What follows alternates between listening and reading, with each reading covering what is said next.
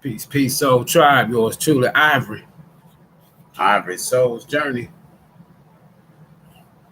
How's everyone doing on this Sunday evening? We'll give everybody a couple minutes to come in. Give me a second to share it with a couple of platforms here.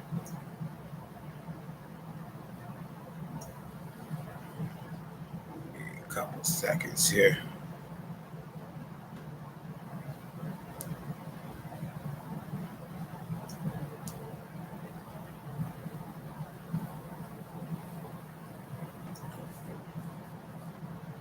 Couple seconds here, Soul Tribe.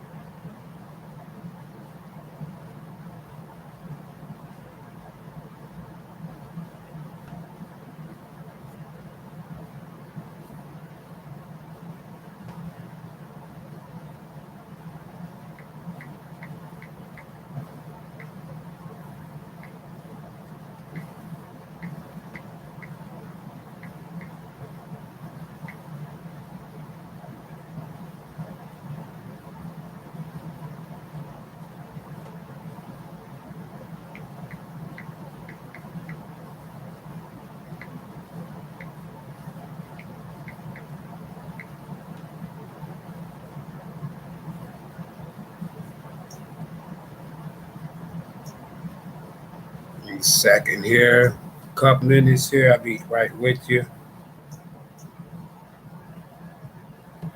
How's everybody doing?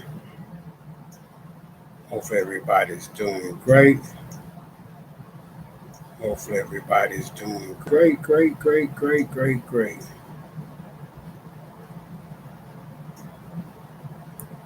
I see y'all coming in. I'm gonna acknowledge here in just a second. Give me a moment here. Give me one moment here. I'll be right with you. Be right with you. Right with you.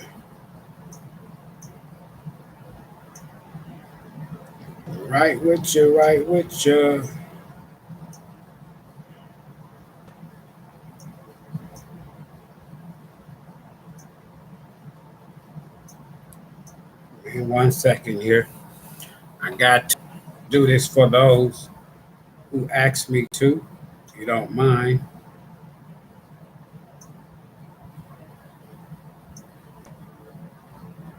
One second here. Be right with you.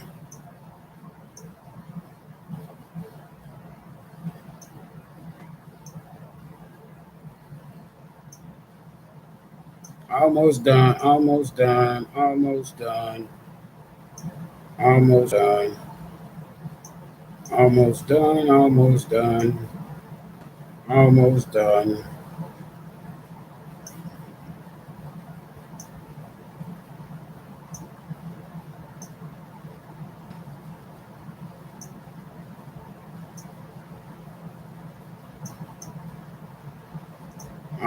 there. How's everybody doing? Thanks for hitting the like button. Thanks for hitting the like button. All right, we're going to go with that.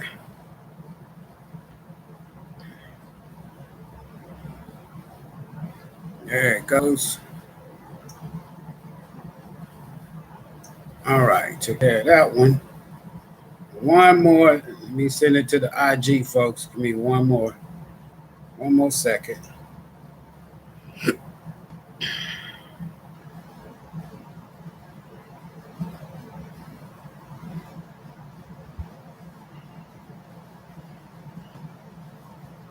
All right, I'm done. How's everybody doing? Hope everybody's faring well. Everybody doing good? That's good. Peace and blessings, everybody. Peace and blessings. I'm going to be kind of reading off of, it's not so much as a script. I normally don't have scripts I'm normally, as they say, freestyle. But this one is going to require me to read from a script because I'll be reading from notes from a book. So that's the reason why I'm going to be reading from script. Other than that, we're good. Peace and blessings. Welcome, everybody. Thanks for stopping by. Yours truly, Ivory. I'm glad that y'all took time out of your busy schedule to be here with me. That's a blessing. Let me throw some shout outs here. What's going on with you? Erica, Kiana, greetings to you. Thanks for your condolences. Appreciate you, Erica. I understand, I understand where you're coming from. I haven't lost pops. Trust me, I haven't lost pops. But I bless you for your deepest condolences. TK, how's it going? You doing all right? Thanks for all the prayers. Yeah, Pops was a happy soul. He was happy, smiling, and laughing, as they say when he took that last one. So that's a blessing. That's a blessing, a blessing, a blessing. That is a blessing. Infinite Life Conversations.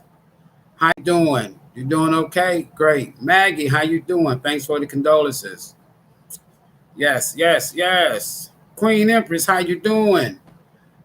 Thanks and blessings to you, Queen Empress. Michael, what's up, bro? Mike, doing all right?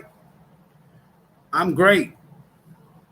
Eric, I'm great. Andrea, thank you for being here with me. Moderator Andrea. Thanks. Gratitude. Tiny, how you doing? Peace and blessings to you. Peace and blessings, everybody. Yes, a spirit guide and a guardian. Absolutely. Glovey, how you doing, sis? You doing okay? Yes. We're going to go ahead and get started right quick here. Thanks, everybody, for stopping by. It's been a busy week. This 9 days has been very busy. Excuse me.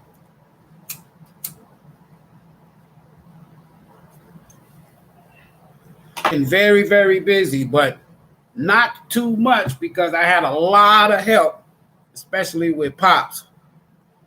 This is all pre-orchestrated, pre-planned.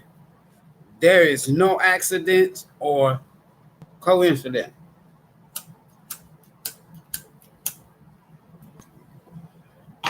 Yes, we both was prepared. And that's the beautiful thing on this soul's journey is being prepared. Hey, sis. Hold on. Let me get my little moderator. She probably don't even know what I'm finna do, but Sharon, sis, if you will, Sharon, if you can, give me another comment. These are my honorary sisters.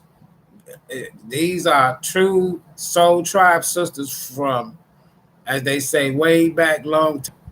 I'm sorry, Glovey. Hold on, Glovey. I had made a mistake. There you go. All right, Glovey. Glovey, if you can, sis, make another comment.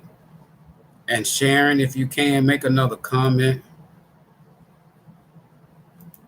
Sorry about that, Glovey. That was a mistake.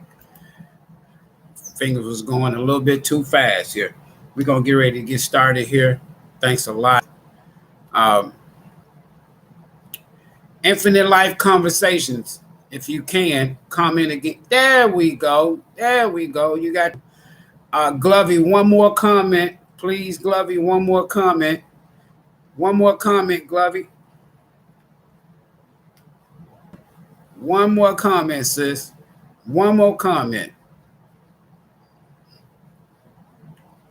One more comment, Glovey. There we go. And the reason why I added those two as moderators because they've been knowing Pop for years, right? So it's only befitting. Thanks everybody for stopping by. I'm going to be reading from from chapter 9. That's the final chapter of Soul's Journey, Ivory Soul's Journey book. And now I see why it was delayed as far as I've sent it out, a couple times to be kind of looked over, if you will, final scripts and things of that nature. So here we are. And I see why now, because I had to make sure that I add Pops into that final chapter. Nevertheless, peace and wholeness, soul tribe. This isn't a video or a message of sadness, rather joy, happiness, and celebration, okay? As you can see, I'm in good spirits. Everyone that has talked to me, I'm in good spirits. There is nothing sad in my energy, not one iota ounce. Because when you know what you know, and when you do the right thing, you good. So we're going to go ahead and get in here. See, when people are sad, and for those that are, let me stop and say this here right quick here. Let me say this here right quick here. Pop's arrangements are done and taken care of. Okay? What I'm doing with this celebration, this memorial celebration, is personal, meaning that I can give myself those whose lives he have touched, those who he have made laugh, those who have he's cracked jokes with, those, and you know what I'm talking about, those who have heard him sing, those who have just enjoyed him as a elder and now ancestor.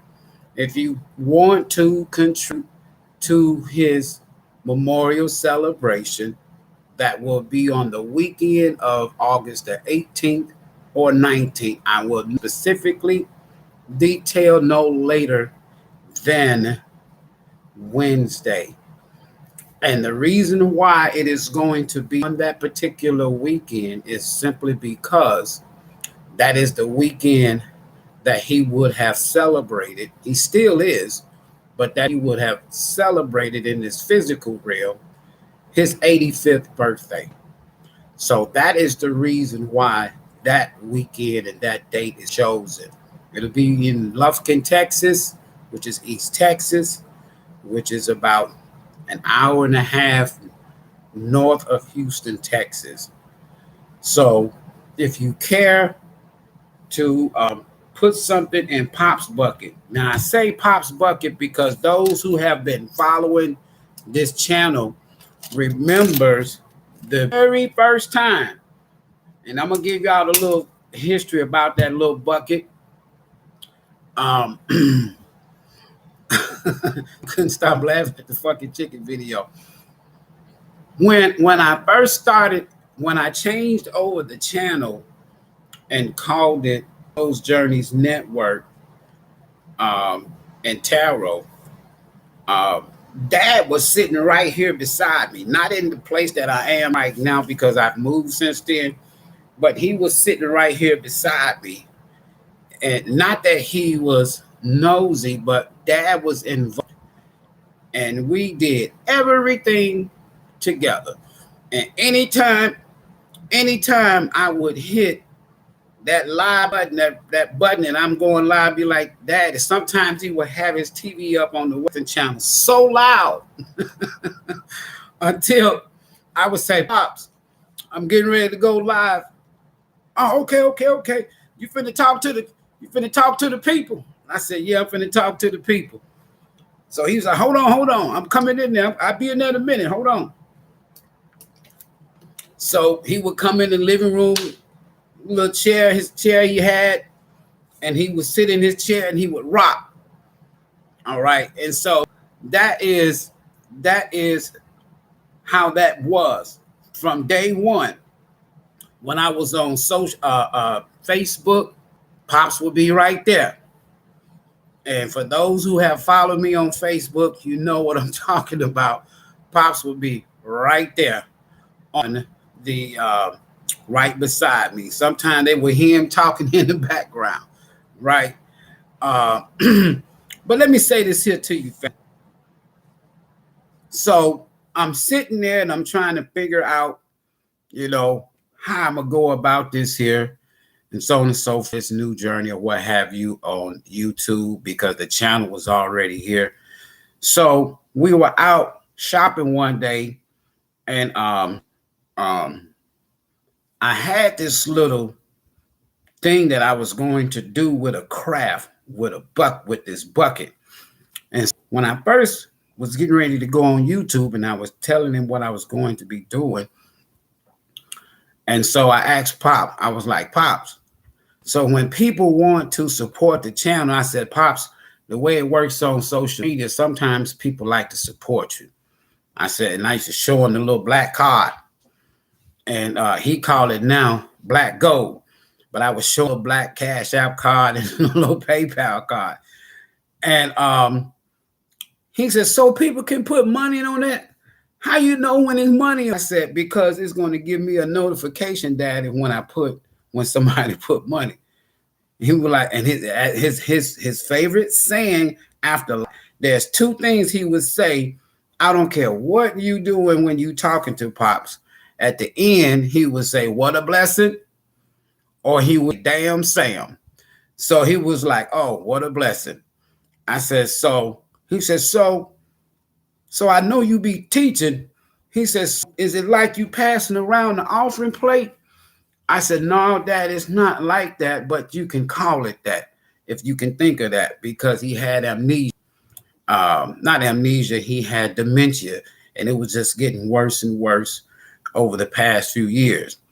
And so I said, just trying to figure out how I want to word this. He said, well, if you ain't going to pass the offering plate, just tell him to put something in the bucket. And there it is. That's how the bucket got discovered on this channel. And that's why we say put them in the bucket. But anyway, long story short, let me get back to what I was saying. When people are sad, folks, when it comes to what you would call death or transformation,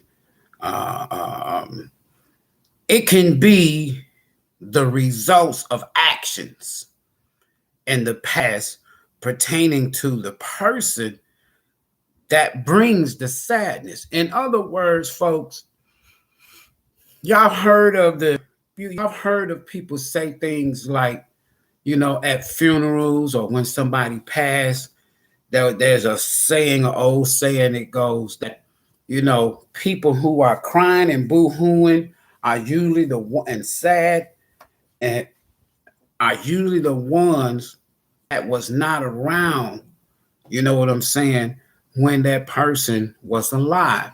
And Dad had this saying. He used to say, he's a Seal. He called me Seal. He's Sylvester. I'm Sylvester. But he called me Seal for short. And he would say, Seal, man, look, man, when the good Lord take me, man, don't you let them Negroes come up in there with them dead flowers. I said, Dad, what do you mean by dead flowers?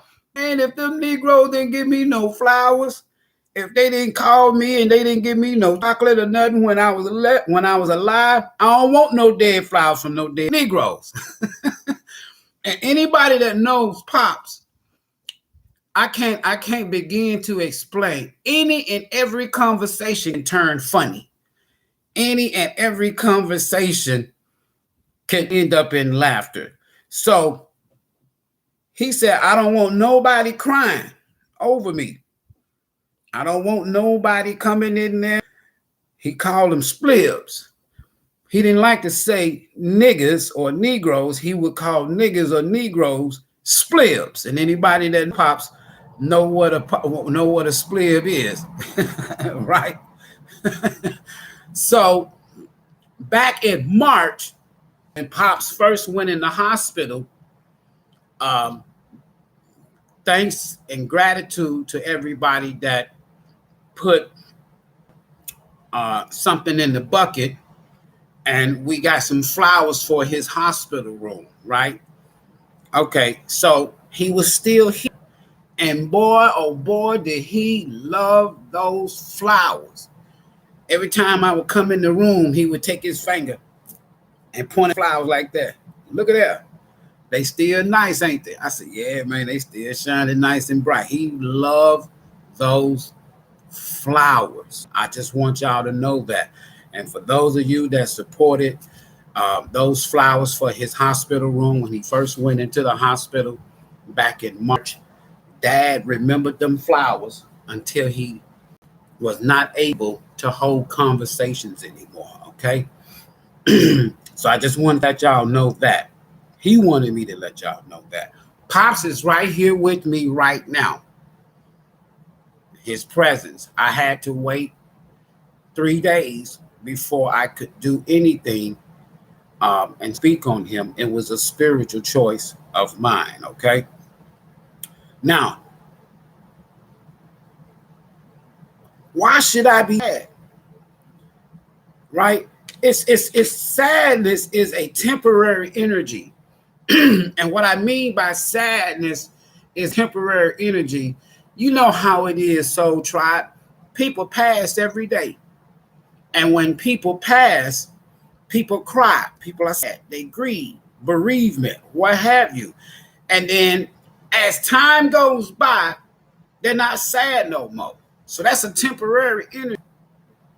People don't usually mourn your loss or your passing for long periods of times and years as they get back to normal living, right? Those who grieve and are sad for long periods of time, Daddy said that's somebody that feels guilty.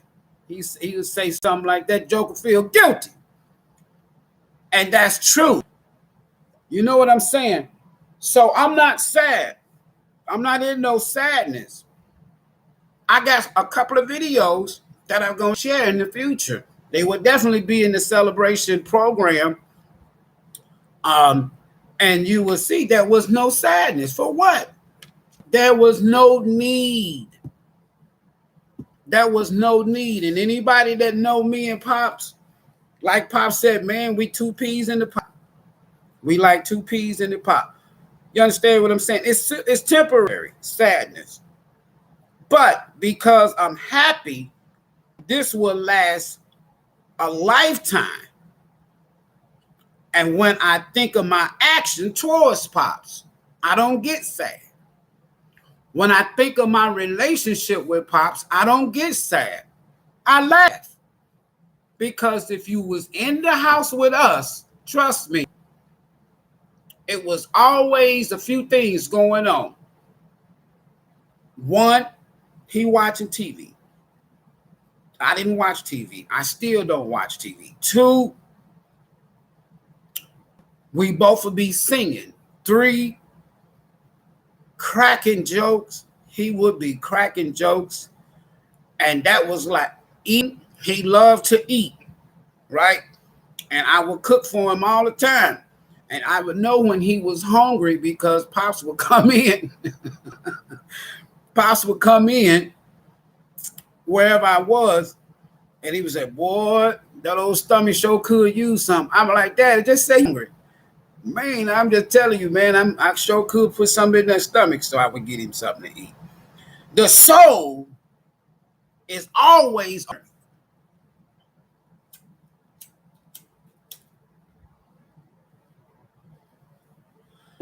I said the soul is always on a journey. It never dies.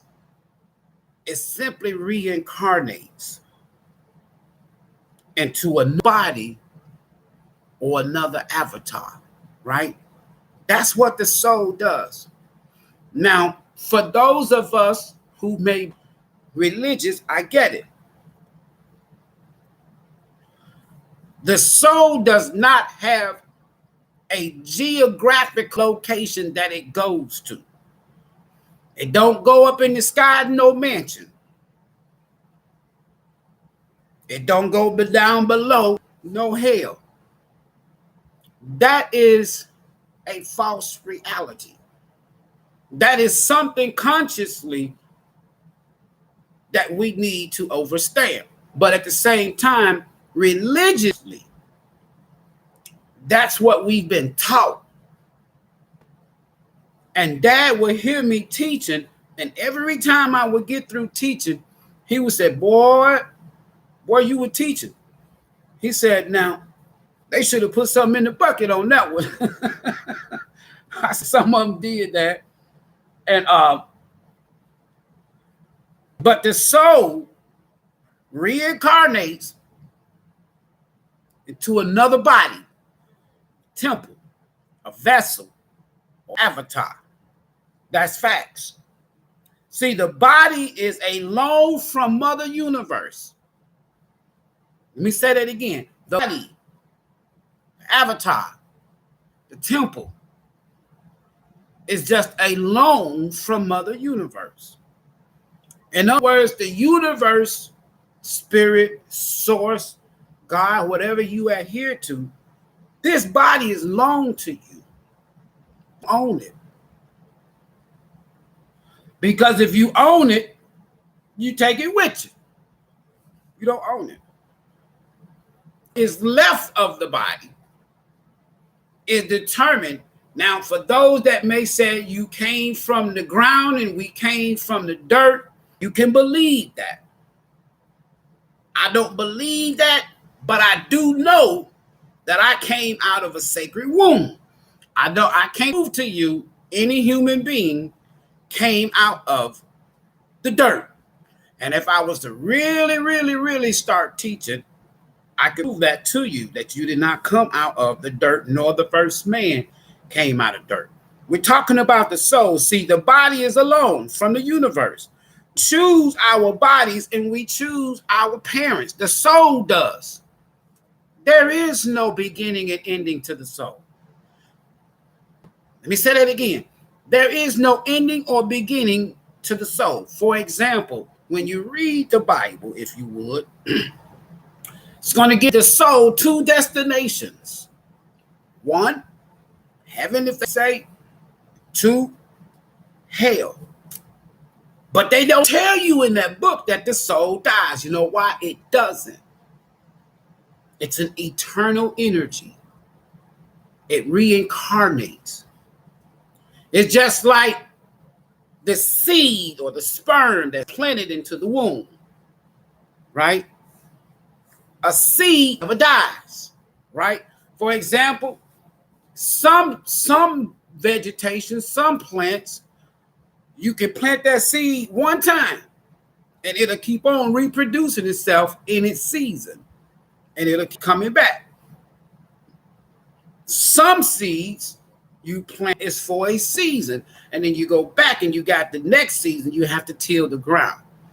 The soul or the sperm that's connected to your soul, it does not go away, folks.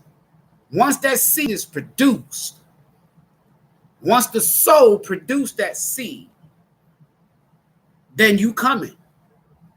For those that don't, it's only because when you choose your parents, the soul knows its parents that we call parents. It knows its journey, how it gets. And in knowing this, what ends up happening is there are times when a woman, if you will, don't birth. She has a miscarriage or a stillborn. Now, from a spiritual perspective, I have come to accept the fact that maybe soul did not want to choose that as a parent because the soul has eyes, has an eye, it has consciousness, it has thought, it has everything. The soul does. And sometimes the soul does not produce or choose its parents that we call parents, right? The soul always sees its future or next life or an experience. Let me repeat that. The soul always sees its future or next life or human experience. Birth has an ending. Get this good now. Birth, when you come into this world, birth has an ending. If you go from a Bible perspective, it is appointed to man to die, but after death comes the judgment. But everybody that comes into this here third dimensional realm has an ending. So birth has an ending. Death, which simply means transition, it don't mean dead or that's it. Death has no ending. It simply transitions on to his soul's. It continues on to his soul's journey. We're born into lessons that has endings. We call those lessons karma. Karma is simply action. Karma is simply action. For every action, there's a reaction. Karma does not mean bad luck. Karma simply means actions. And what action simply means is if I make a decision to do something, there's a cause and an effect. That because of the action that I took place, that I've taken. Now, based on actions, we call them karma. Karma is simply action.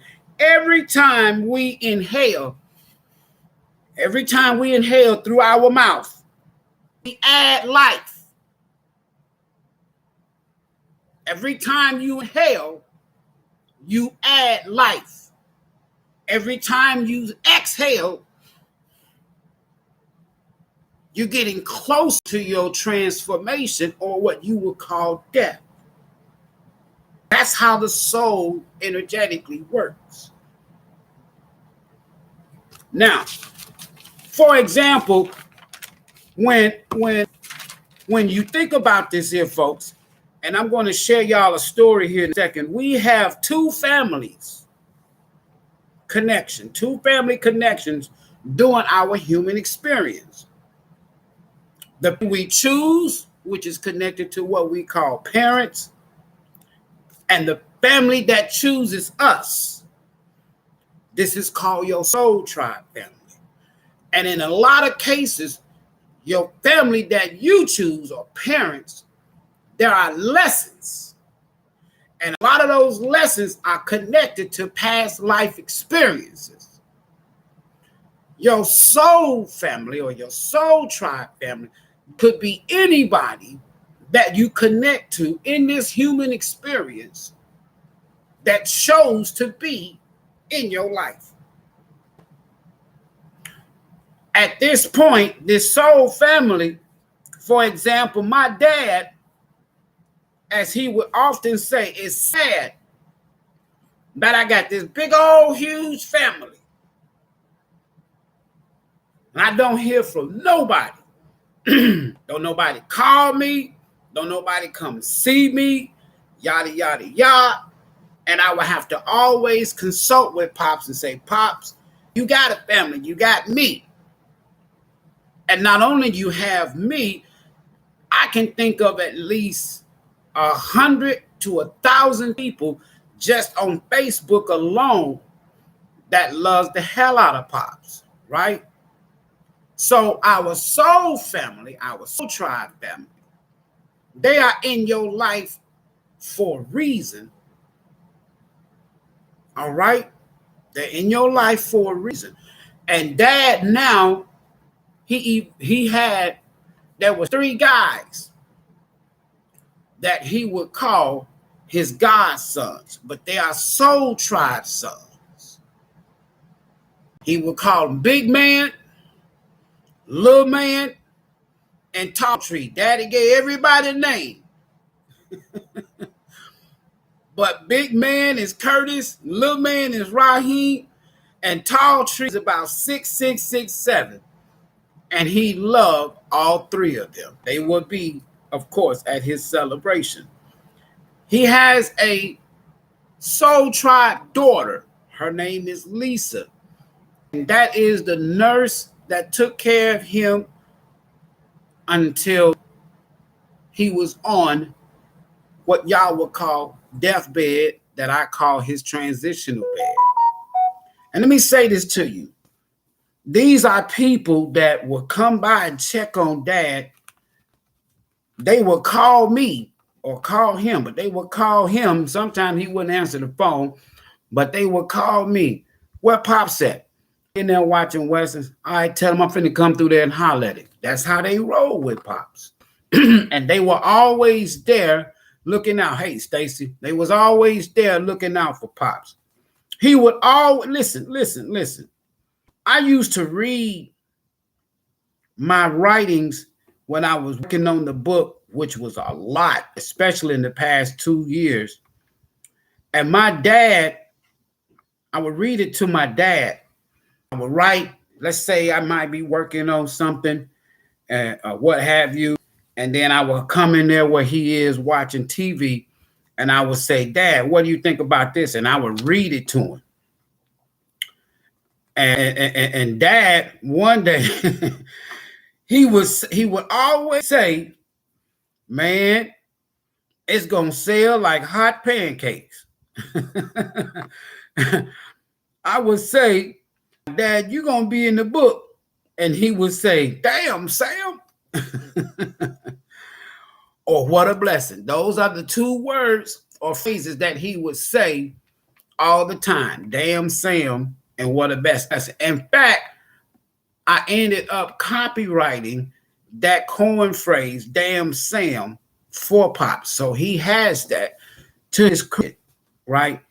His life started on a plantation in Tunica County, Mississippi. G.D. Perry Plantation. And my grandmother, his mother, Irene Boyd, and Nathaniel Boyd. And he would tell stories. I remember once he did a live. I let him do a live all by himself. I sit there to help him, coach him a little bit, but he was rolling with it. And he would talk about things like, no, because I asked him years ago, Dad, let me ask you something. And I would ask him, I says, now, you remember your mom and your daddy? And he said, yeah, man, what are you talking about? I said, no, I'm going somewhere with it. He said, oh, okay, then come on, let's roll with it. I said, you remember your dad, your mama, granddad, and your grandmama, right? He said, yeah. I said, you remember your great-grandmother and your great-granddad? I said, yeah. He would say, yeah. I said, do you remember them ever telling you that y'all came from Africa on slave boats? And it would bother him so bad to the point that he would say, man, look, you can't believe every damn thing Mr. Cluck Cluck put in them damn school books. He called the man Cluck Cluck because back in the day, they would get in trouble, if you will, he say, if he would say Ku Klux Klan or KKK, we call it for short. So the slang name for the KKK back in the day, they called him Mr. Cluck Cluck. So he gave the KKK, the white man, called him Mr. Cluck Cluck. And some of y'all done heard Daddy say Mr. Cluck Cluck. So he was born on the plantation. He said he never saw an African until he was an adult in Memphis, Tennessee. And he says, let me tell you something. I'm telling you right now, son, we didn't come on no damn boat. None of that. Don't you believe that shit? You can't believe everything people tell you. Now, whatever they put in that book, they'll use that book to confuse you. They'll use that book to trick you. He says, I'm telling you. Now, my great-granddad, Elliot M. Boyd, born in 1856, that would be right in the middle of the slave trade, right? He didn't come off no boat. He was the heir to 1,126 acres, where now the casinos in Tunica, Mississippi, and G.D. Perry Plantation. sits. All right. Now, his school, his first school was on the plantation.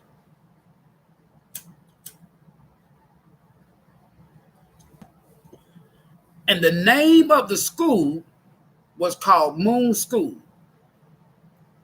That was it, Moon School, Moon. And his first book that they gave them, that they had to share amongst each other, the first book on that book, it was a little monkey. Some of y'all have heard Dad talk about this if you follow me on Facebook. And he said, when you get through reading that book and you could master reading that book, they will give you your second book and move you up a grade level. He said they didn't teach a lot of math. They didn't teach a lot of science, and they didn't teach a lot of history. So that second book at Moon School, that book, he said it had a bigger monkey. This just how messed up they had our people. And he said, I can remember reading that book, and Mr. Cluck Cluck used to tell him, boy, you're going to be smart one day. And Daddy didn't like to talk back, but he said, man, I said to myself, he said, man, shit, you know what you talking, I'm smart right now. Music was Dad's love. The man could sing his ass off. And wherever he is right now, in the ethers, in the comment, Dad is somewhere singing or cracking a joke. I can assure you that he's somewhere singing, cracking a joke, right here beside me. And I'm going to give y'all a story in a minute. Right here beside me, he's here.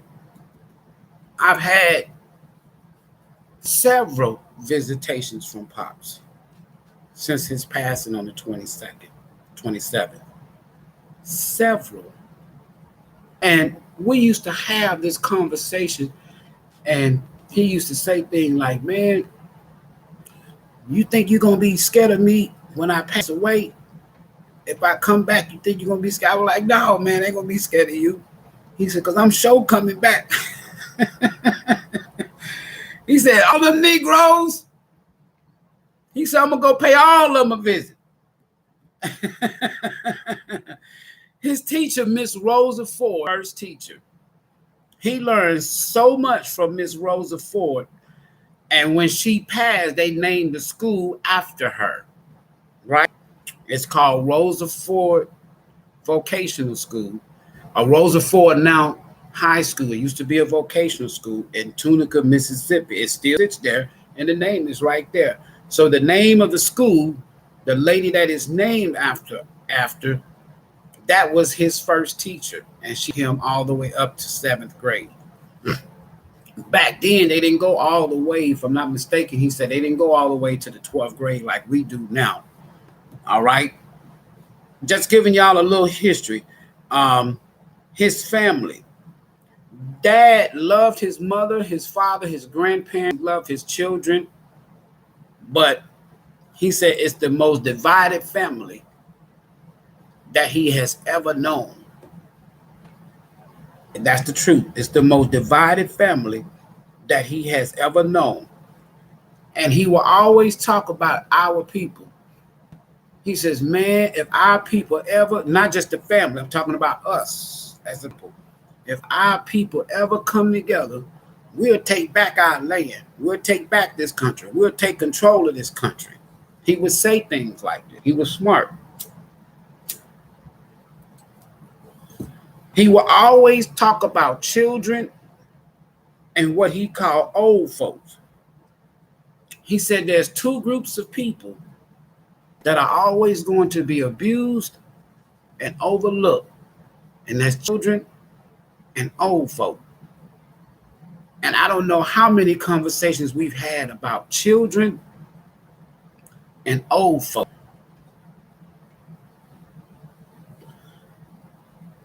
Like he said, when a child is born, They have no control over the decisions that they make. They rely on their parents. And if they don't have good parents, that child is going to experience a rough life. He would say these things. He said, and old folk is just like children, because the old folks rely on people to take care of them, just like a child. And if we keep, he used to say, man, if our people keep neglecting children and old folk, every generation is going to get worse and worse and worse. And we can see it in the streets. We can see it all around us. And this is what Pops would talk about all the time. I mean, these were regular conversations. He says, but it's something about a stranger. It's amazing how a stranger will be there for you before your own family. He would talk about this a lot. And it bothered him. He didn't complain about nothing. He didn't worry about nothing. He was just say things like, "Nothing you can do about that. It's all in the hands of God." That's all he would say. Man, ain't no need you worry. Why is you gonna worry about something that you can't do? Don't never worry about, man. Don't never worry about nothing, man, that you can't do. If you ain't got no control over it, don't worry about it. If you can't do nothing about it, don't worry about it. He said, if you broke and you ain't got nothing but ashes, straws, and lint and dust in your pockets, why you gonna sit up and worry? He said, because when a broke man is in your presence, a broke man, he don't need to say shit, because whatever come out of his mouth, he gonna be begging. He said, so if you broke, don't say shit. He would cry sometimes, family, because he would say, Seal, God knows, I don't know what would have happened to me if you wouldn't have came and took me in. Because, again, back to the family, there was nobody else left that he can rely on or depend on in his last 3 years, his last years as an old person, if you will, but me. And he used to tell me all the time, he would have, man, I get real tired when I think about, what if my son wouldn't have came and got me? What would I be right now? I'd be in the hands of strangers. He'd say things like, if I wouldn't have took him in, he said he would be in the hands of strangers. He said, but then look at God. And that's exactly what he would say. Not only that, he would say things like, nobody knows whose hands you'll fall in when you get old like me, or who will have to clean your ass. Think about that, family. Nobody knows whose hands you'll fall into when you get old like me, or who will have to clean your ass. He had no choice of words. He had a saying, I don't bite my tongue because that shit hurts. I'm going to say what I got to say. Son gun don't like, put his fingers in his ears and some cotton. No, he say, put some cotton. He can put some cotton. If you don't want to hear what I got to say, put cottons in your ears and then put your fingers in it. We talked a lot about the soul. I'm serious, folks. He strongly believed in heaven. As time went by, he would say, nobody truly knows, son, where we will end up. We just have to trust in God because he's the only one that knows. He would listen to nearly every live video of mine and would say, boy, when I get done, boy, you teaching. They need to put something in the bucket because he said you can't pass no offering plate on no TV screen. Later, he called it the bucket instead of the offering plate. Dad loved the soul tribe, and he loved the people that would interact. after the live video that he participated in, he would go back. He was like, man, you still got that video? I would be like, yeah. And I'm going to tell y'all something, folks.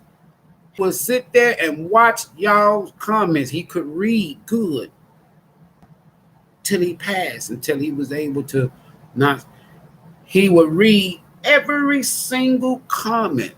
Boy, look at that joker right there, what that joker said. Look at that joker over there laughing. And he would just point at the comment. I remember sometimes he would say, man, can they see me?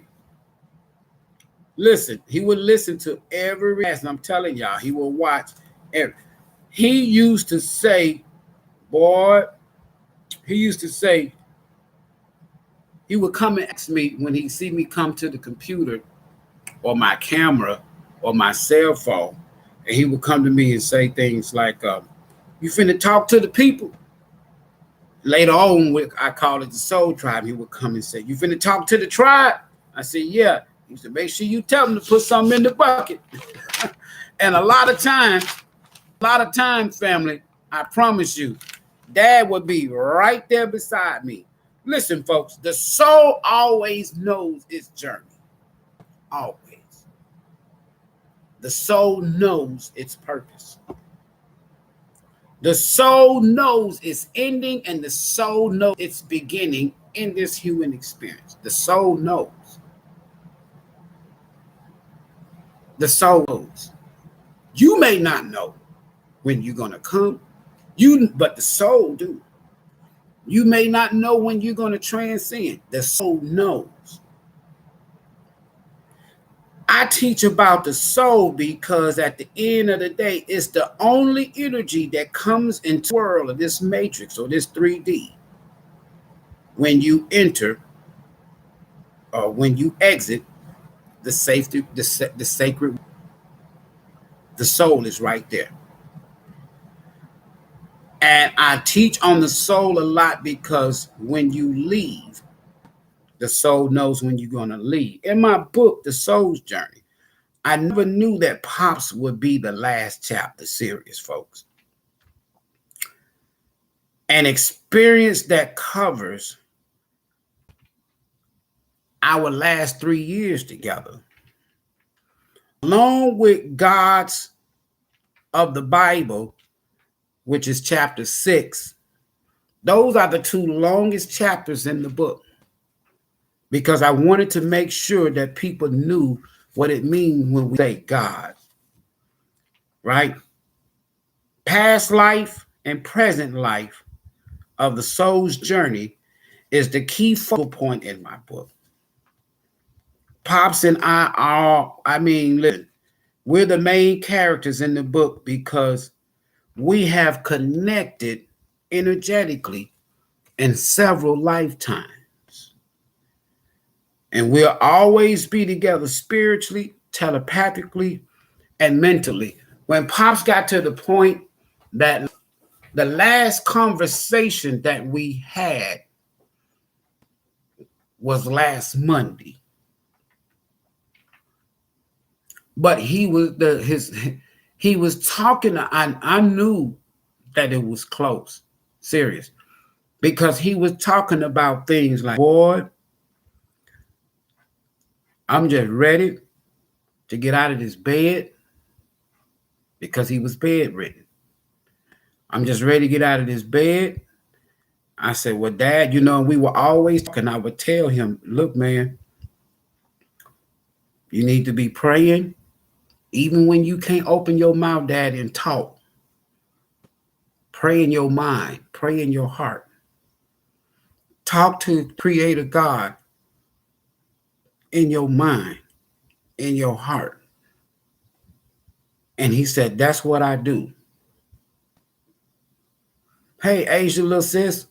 And he said, that's what I do, son. I said, I remember you telling me that years ago. I said, yeah, Daddy, when you get to the point, man, that you can't say what you want to say, think what you want to say. You can't say it with your mouth, think it. And he said, that's what he do.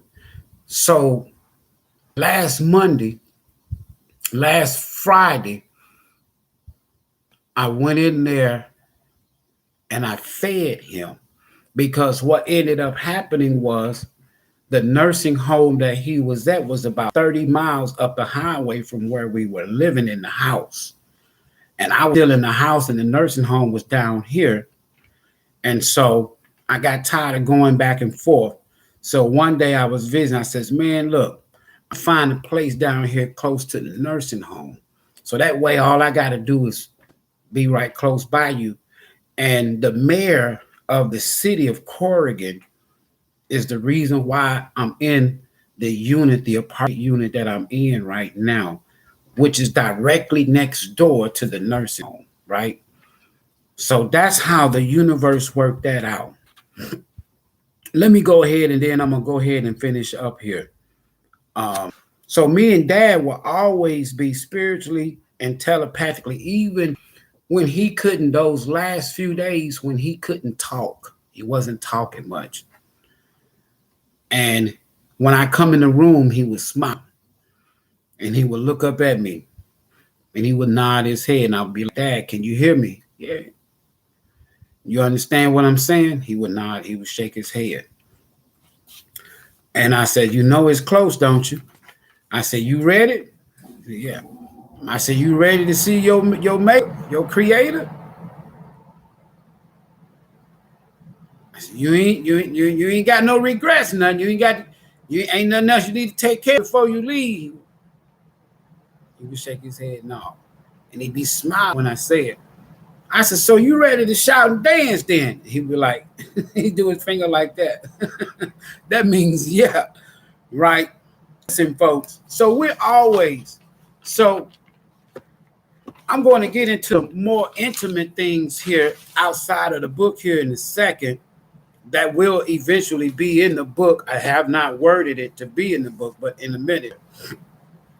Dad used to say, I don't think you ever find a father and son relationship like ours. He said, it might be one or two that I don't know about, but I don't think you'll ever find one like ours because we're like two peas in a pot. He would say crazy things like, man, this is funny here. He would say, man, we so close that when you fart, I feel it, or when I fart, you feel it. The man had a way with words. He said, when your stomach growl, mine growl. And when my stomach growl, yours growl. And as the teacher, Sanguru would say, death is like changing clothes. Death is like changing clothes.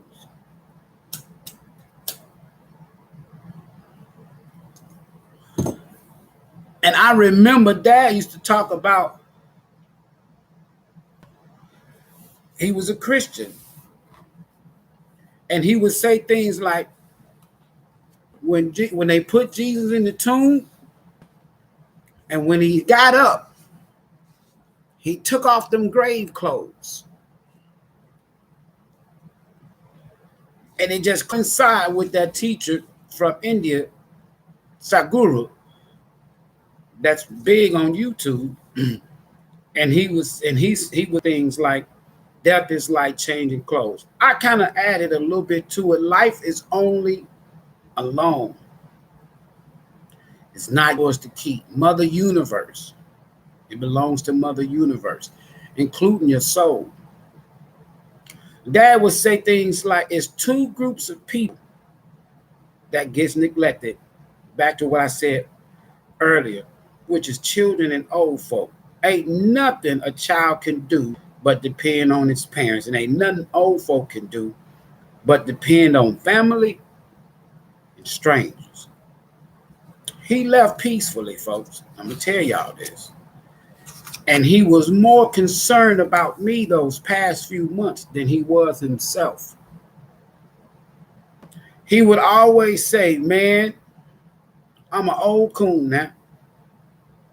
You need to live your life doing good like you help people.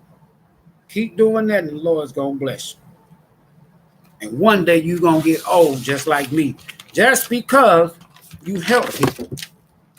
He says, I remember when you had that homeless shelter. And you would help those women and children.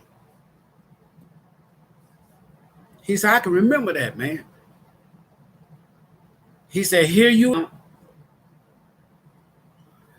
helping your old coon pops. Now listen, folks. There's some legal proceedings surrounding Dad.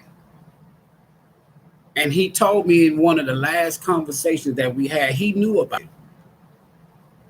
And he said, man, I want you to sue him for every goddamn thing. I want you to sue him for their appetite. I want you to sue him for I want you to sue him for their food. Everything.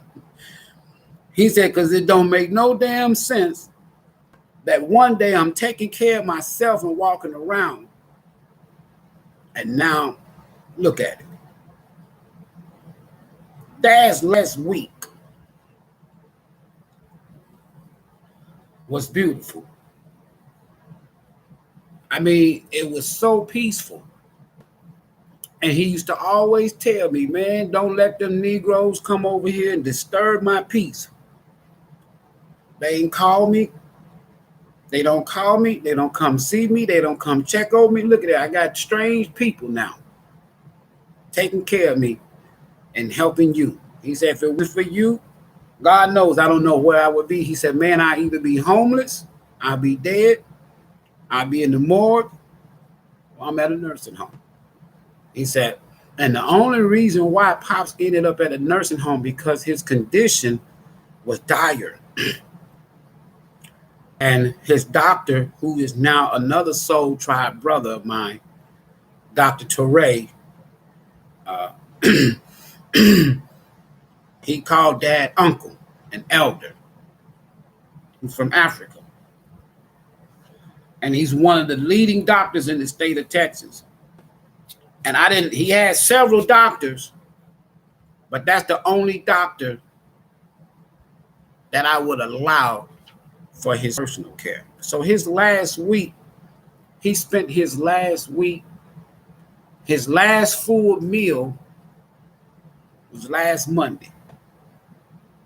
And when I went in there Tuesday morning, he didn't seem like he was asleep. His eyes half closed and he had pneumonia again. Dad had pneumonia 4 times in both lungs since March the 20th. 4 times. And when I tell you, it's amazing how I had the time to come to YouTube only because he wanted me to. He did not want me. Let me tell y'all something, Soul Tribe. Dad talked about the Soul Tribe in his latter days more than anything else. How the Soul Tribe doing? I said, they doing good. You didn't talk to him today? I said, yeah, good. They need to hear from you every day. Now, don't make sure you talk to the tribe. I said, yeah, Dad, I'm going to talk to him. I'm going to talk to him later on. And he would say things like, you still shuffling them cards? And I said, yeah, Dad, I'm still shuffling the card. He said, boy, you be teaching with them cards. And that's what he wanted me to continue to do. Man, don't you ever stop writing down all them words you done read to me, all them chapters. Make sure you put that book out there. Cluck Cluck gonna give you a lot of money if you put that book out there. I said, I'm gonna release the book. Dad's last hours. And to give y'all kind of like a little timeline, on the 26th, which was last Wednesday, I got from his nurse from the nursing home, and they said that his blood pressure had dropped all the way down to 60. Anybody that knows anything about blood pressure, it dropped all the way down to 60. His heart rate dropped it went all the way up. At one point, it was at 140. 140. Wow. And that's the truth, folks. And then with that double pneumonia, amongst other things I can't talk about, it was the other things that Dad is not here right now. And pissed him off. Because the thing about me and Dad, we talked about everything. And I didn't hold nothing back. I let him know everything that was going on with his body. Like he said, man, you got to tell me about my body now, what these goddamn folk doing. This is my body, and I need to know everything. You know what they doing. I don't know what they doing in my body.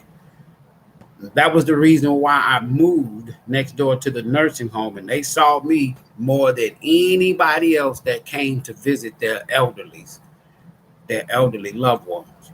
I was there all the time.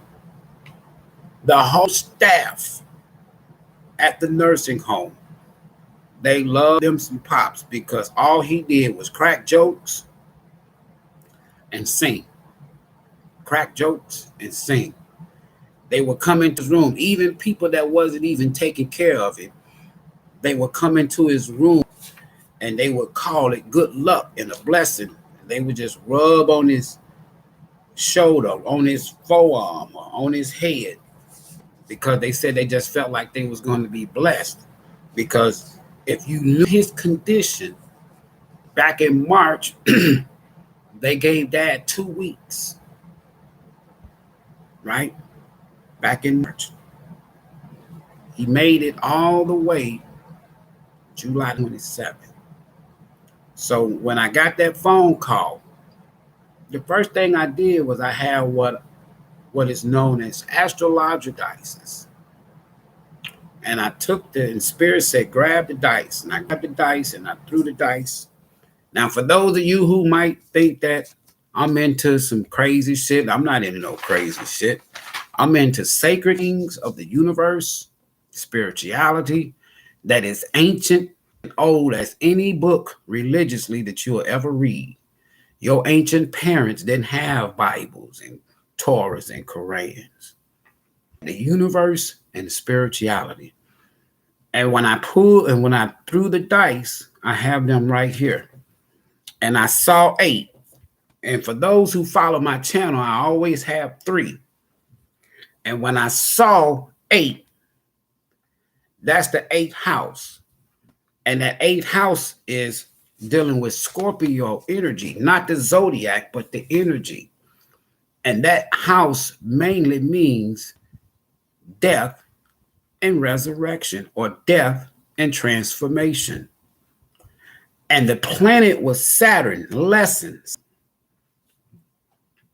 Saturn means whether you're going to be on the positive side of karma from your lessons learned or the negative side.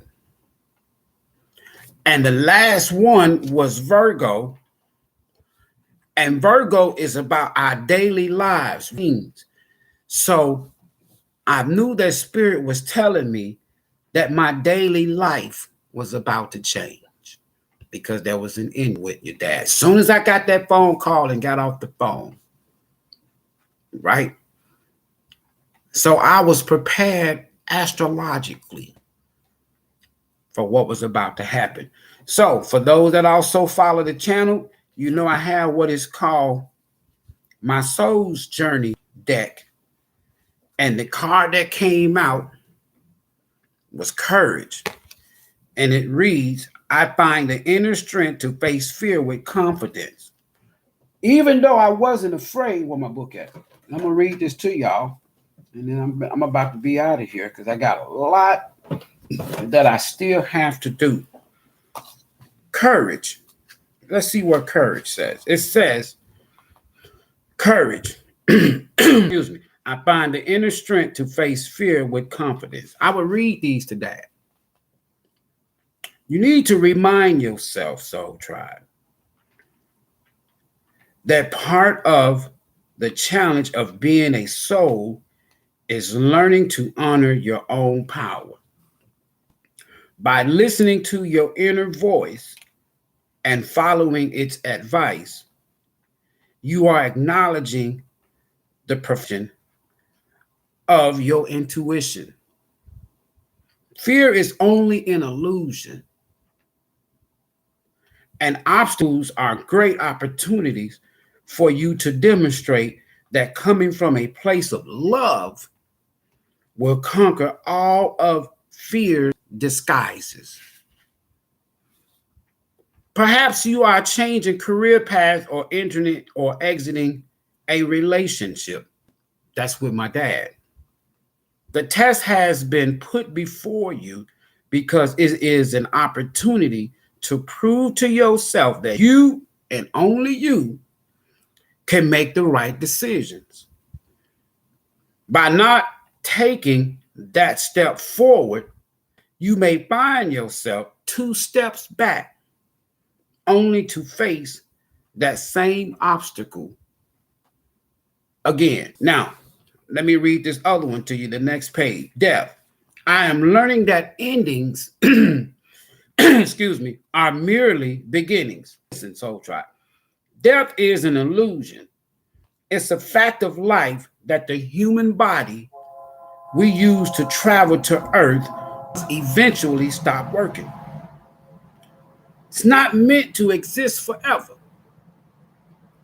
The energy and consciousness that inhabited that body is free and returns to its natural home, the universe. But it never abandons us, this body, because we reincarnate, people. Learn to view death as merely a change, and everything must change. Because stagnancy extinguishes progress. The same is true for a relationship or career. A soul lesson may be completed, and it is time to move beyond the point of familiarity and expand into a new horizon of learning and development.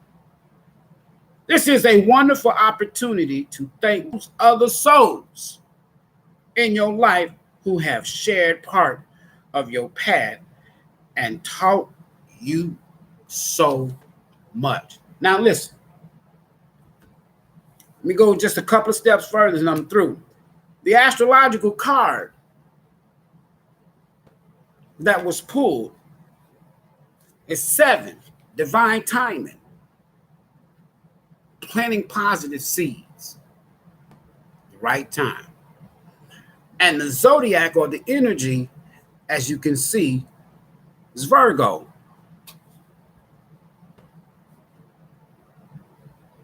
All right.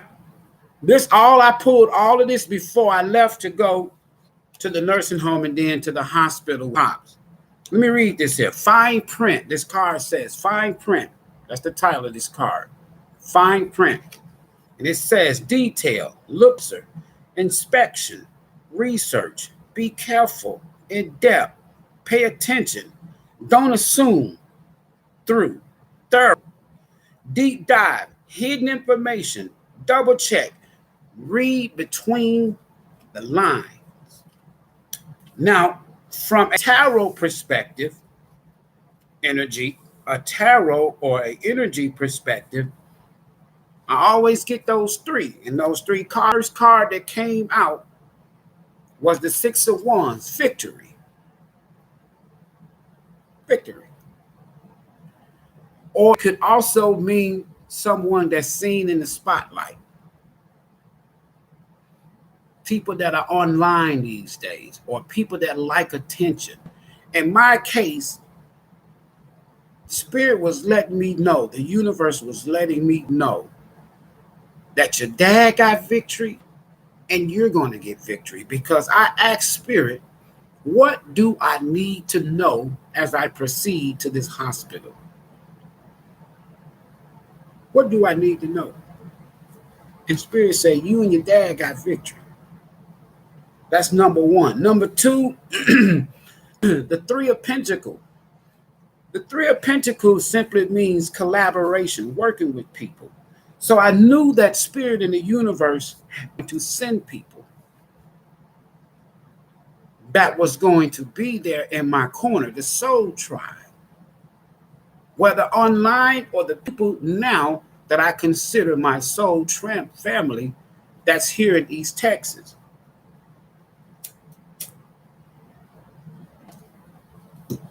Spirit said, don't get too anxious. Don't get too nervous. Don't get in your head. Ace Swords. Don't feel like you stuck in the corner, Ivory. Don't feel like you trapped. And the ancestors was talking. And last but not least, on the bottom of the deck was the Ace of Cups. Spirit said there's a whole new beginning. You still got work to do. And you know your dad told you many, many times, man, go on to your life, do the right thing, treat people right, and don't ever stop helping people. He said, you're a teacher. He used to tell me that. You're a helper. You're a humanitarian. So it's going to bring about a whole new love and passion for helping people. In my closing, I got to the hospital. When I got to the hospital, Dad in the emergency room, he was in bad condition. And before I left the house, let me say this, before I left the house, it's just ironic. I took a picture of it, and I'm going to share it with y'all one day. For those that know my dad, his favorite meal is smoked sausage, hash browns. Smoked sausage, hash browns. You get that man some smoked sausage and some hash browns and potato salad. So I don't eat smoked sausage. So I had hash browns and potato salad. That's what I was eating after I left from the nursing home and came home and cooked. Some hash brown and potato salad. And I was reading a book, and I still have this book right here. I recommend everybody go out and get this book. And me and this brother gonna meet one day. His name is Billy Carson. And the book is, and you can get it on Amazon, The Compendium of the Emerald Tablets by Billy Carson. It'll blow your mind, because for those who don't know who Tahuti, you need to know who Tahuti is. You need to know, right? So I take the book with me, and I take the plate and put it in the kitchen in the refrigerator. So I have to wait 9 days. And I've already built and made him, already had it. Ancestor altar for Pops. So that'll be his first meal as an ancestor, right? And I'll leave it there. Big old mug. I still got his jug, his mug, that he drank his water. That's all he drank was water. Daddy never smoked. He never did alcohol. He never did drugs, none of that. He don't like Pops. He don't like soda. Every now and then he like him some sweet tea with lemon and water. That's it. So I'll prepare the meal for him. I'll prepare that meal for him.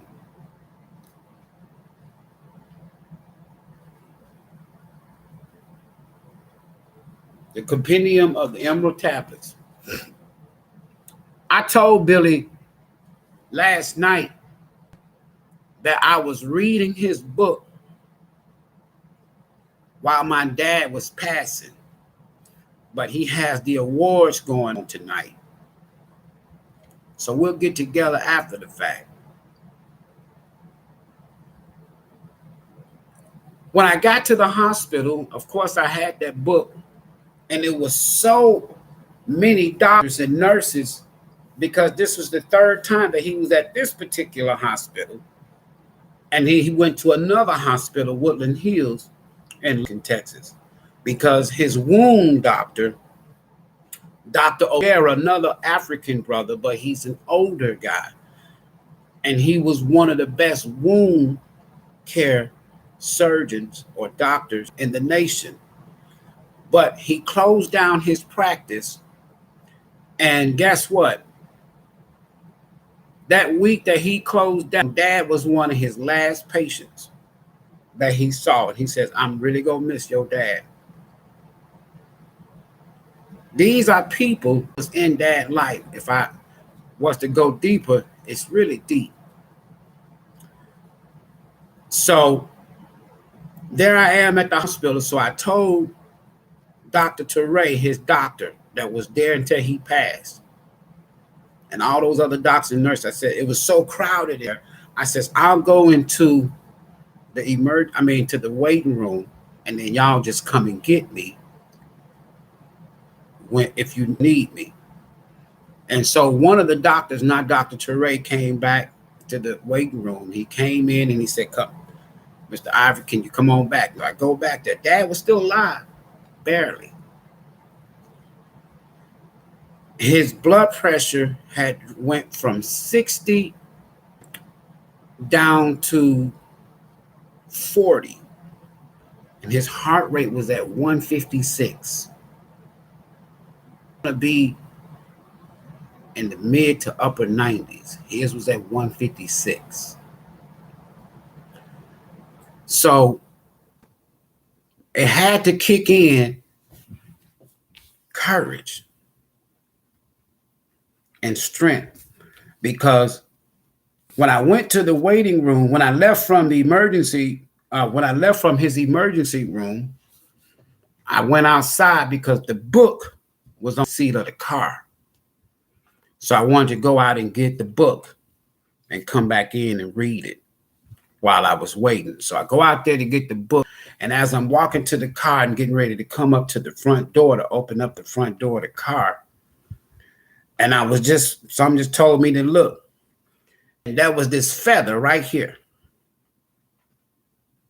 And it was just falling slowly to the ground. I got pictures of it with the timestamp. And so me knowing who I am, I asked Spirit, I said, what's the message? And Spirit say, this is it. This is where he will spend his last moments. So I was prepared. I wasn't worried, wasn't crying, wasn't nervous. And when I tell y'all the story, you're going to have to read the book, I'm telling you, because it's just terrible. And I called a couple of family members, and it just got crazy. So that feather, I picked that feather up. And when I got back in the emergency room, I pulled it out of my pocket and I showed it to Dad. And I said, you're going to be all right. Your mama, your dad, your granddad, your elders, your ancient elders are waiting on you. He couldn't talk, though. He couldn't say nothing. So they put him on at the nursing home. He was on the strongest pain medication that you can give a living human being. That's just how much pain he was in. But anytime you ask him, me, the nurses, the doctors, how you feel, Mr. Boyd? And I would be like, Dad, how you feel? Oh, I feel 1,000. The man had spirit, source, God, or the universe. His body was saying that he needed the pain meds. But in his mind and in his mouth, he didn't feel no pain. And I got proof of that. Now I had that feather, and it's my bookmark for my book, right? Then I have this here. Almost 2 years ago, my mother sent me this message. Now, if you've been watching me on my YouTube channel for the past year now, some of y'all remember these. Y'all know about my feathers. Hey, Sheila. Who else I saw come in here? Where's she at? Sheila, Kiki, Andrea, and Mary. How y'all doing? That's my mother. Y'all remember that feather? And then this is my grandmother. I got this here feather. My mother and my grandmother sent me a message the same day while I was out walking. So now I have my mother, my grandmother, and Pops. This is the older ancestor that passed, my grandmother. I'm sorry, my mother. She passed first. And then out of grief, my mother was her oldest child. And then that's my grandmother. And then this one I got last Wednesday. This is Pops. So I have them with me all the time. And I see you. I'll share some pictures after his celebration. And I see you. It was the most beautiful and peaceful. And I remember that we was communicating telepathically because he couldn't talk. His blood pressure, that was Wednesday. I spent the night. I came home, some eating change, and they called me. Dr. Teray. I'll share some pictures that I have me and Dr. Teray. Dr. Teray called me. He said, Mr. Ivory, he said, I think this is it. He says, his body's not responding to no more medication. His heart rate is up at 160. His blood pressure down to 140. He said, so what we're going to do is, I said, can you give me time? I'm on my way. I rushed right back to the hospital. Got to the hospital about 5:30. I have to look at my phone and I can tell you. So I got back to the hospital about 5:30 and come into the room and I'm looking at Dad. So I was prepared, of course, to spend another night. So I'm sitting there after I got through standing for him and blessing him and he blessing me and holding my hand and so on and so forth, but his eyes was already closed. We couldn't hardly breathe. But we was talking. Full conversations. Full conversation. It was real peaceful. He wasn't in pain. He was not on no life support machine because he told me, he said 2 things, man. Look, when it gets to the point that I got to go get chemo, I don't want to go. I want to go naturally. He says, and if they got put me on life support, he says, I don't want, he said, I didn't come here because of machines and I don't want no machines to keep me here. I want to go natural. And I honored that. Now, that was about 5:30. So I'm sitting there and I'm looking at him and we're talking. I put the book down. I was reading the book out loud to Dad. And so I put the book down and when I put the book down, I went over to him, started talking to him again. And he said, man, all he was doing, his eyes was open. But he was looking up like this.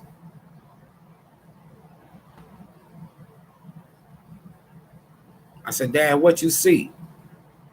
He said, I see a new home. I see lights. I see brightness. I said, you okay? You feel good? You ready? He said, I'm ready. I don't want to go back to the nursing home. I don't want to go back to no bed. Ready. He said, I see you ready. I said, yeah, I'm ready. He said, all right. Just as plain as I'm talking to y'all. So I go back to my chair. Now it's about 7 o'clock. And I'm sitting there in the chair. And I'm staring at him. He's staring up like at the ceiling. So I got on the phone and I called my uncle, his favorite brother-in-law. I called my uncle. And when I called my uncle, it was 7:10 when I called him. And when he picked up, it was 7:11. And I told my uncle, I've been in contact with him as family member and him only. Because I wasn't hearing from nobody else prior to this for years. Nobody. Dad wasn't hearing from nobody. So I called my uncle and I'm on the phone with him and I said, Uncle, I said, it's time. He said, I can feel it, man. I feel it in your voice and I can feel it. And then the nurse come in the room while I'm on the phone with my uncle. And because where he was in ICU, there was this big window. And she was sitting at a workstation outside of this big window. And the monitors that he had in his room, she had at her workstation.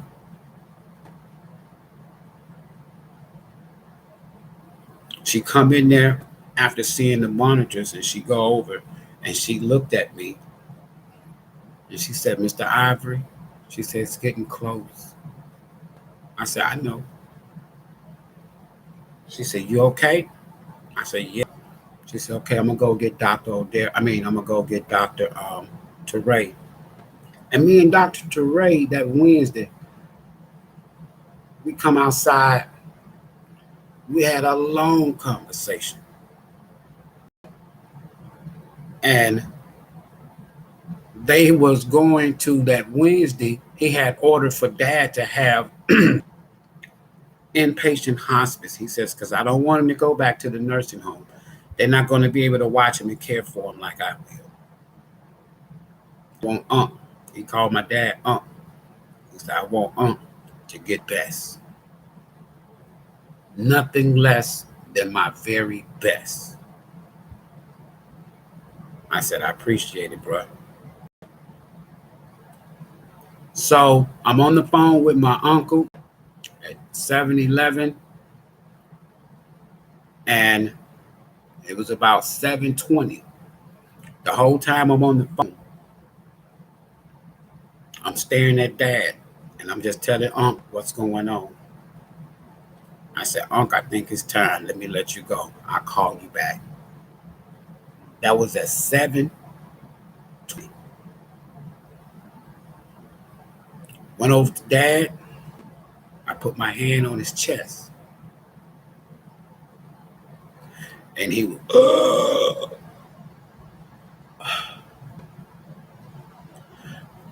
his heart rate went up to 180.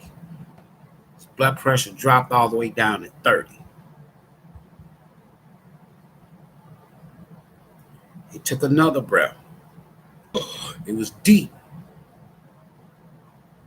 And then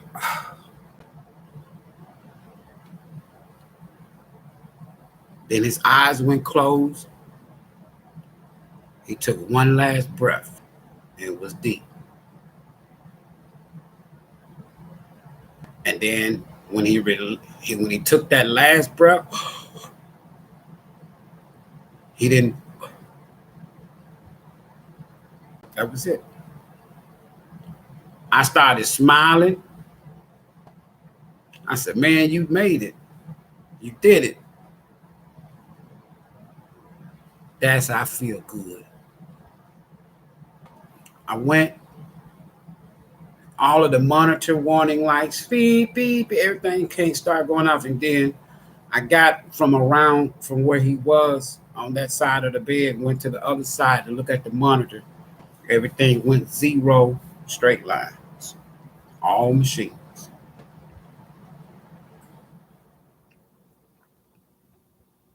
I was so peaceful that the nurses, and when Dr. ThAnkhs came in, and he looked at me and he says, he made it. And I says, wow. He told me he was going to make it. He told me I was going to. The first thing that came to my mind was strength, victory, help, and collaborations. Don't get nervous. Don't get all in your head, Ivory. This is it. Whole new beginning.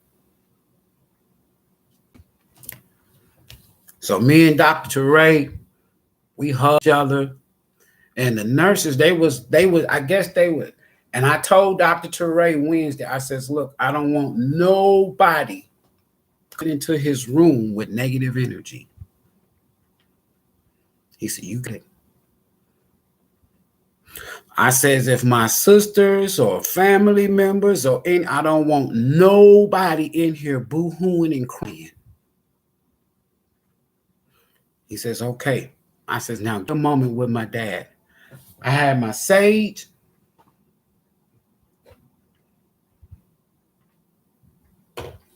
I had my mother and my grandmother. We all talked.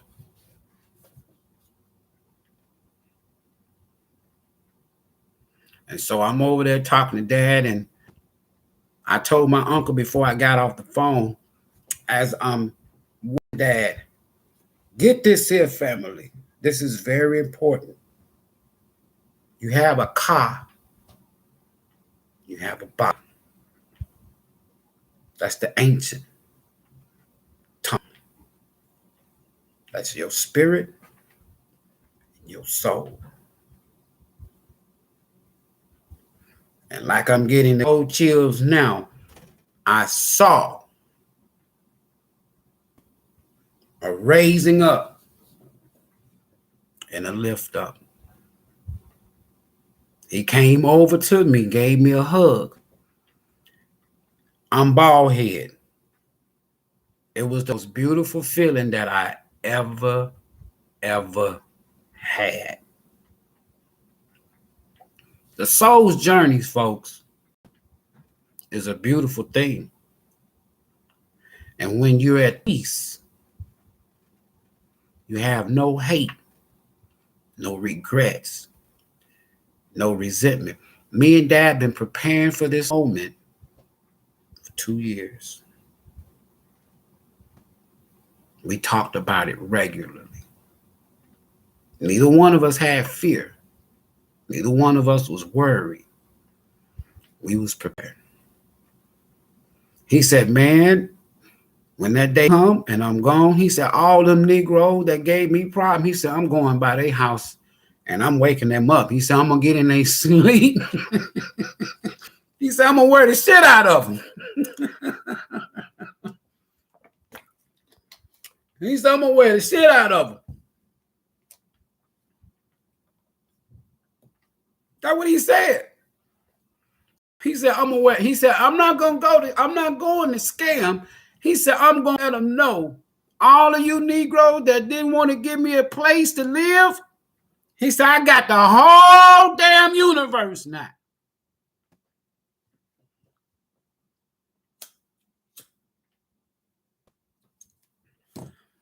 He said, I'm going to be like Jesus. I'm going to go by their house. He said, you remember, he said, Seal, you remember when Jesus, he rose from, and he came up and pulled off them grave clothes when his apostles saw him. He said, remember, he showed them his hands. Right? We just talking. He said, I'm going to show them this body. He said, I'm going to be butt naked. said, I'm going to let them know I got somewhere to live now. When I come back, I still have a place for me. So I'm going to go see him. I sure am. I'm going to go see him. Not to scare him. He said, but if they sit in their pants, so may it be. I said, Dad, why are you talking like that? He said, man, them Negro, he said, all them nieces and nephews and children and great-grandchildren won't nobody call. He said, I'm going by all of them house.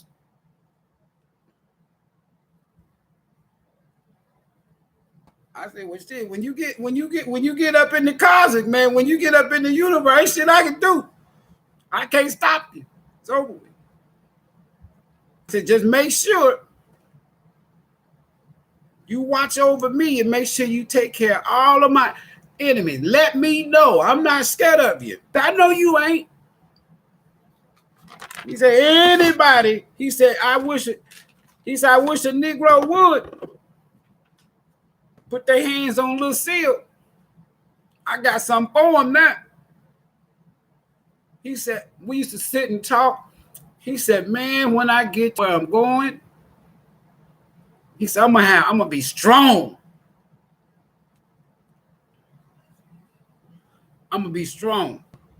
And everything that we used to talk about, when he used to say things about, he said, I'm gonna make sure little kids straight. I'm gonna make sure old folks straight.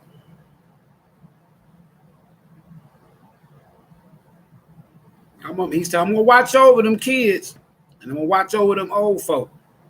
And when them mamas and them daddies ain't doing them kids right and them old folk right, he said, I'm coming to see them. That's what my daddy told me. And I know that man meant every word he said. He said, now, when I'm gone, you handle that down there. I'm going to handle this up here. I'm going to make sure you get everything you need. Take care of what you need to take care of down there. He said, anything you need up here, holler at Pops. I got you. Yeah, that's how I used to say, yeah, I got you.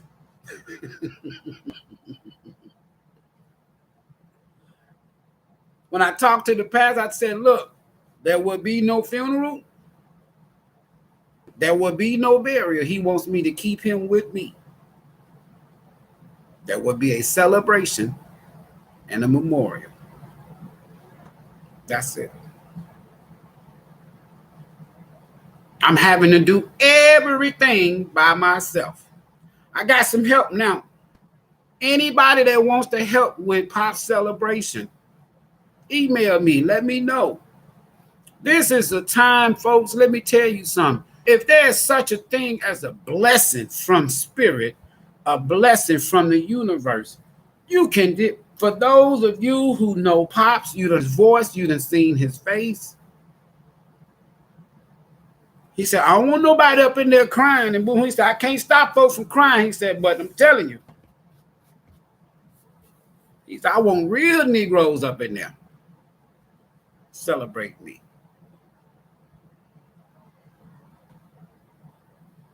I said, you got it. To the T. I sit out and wrote out everything he me to say. Everything he want me to do.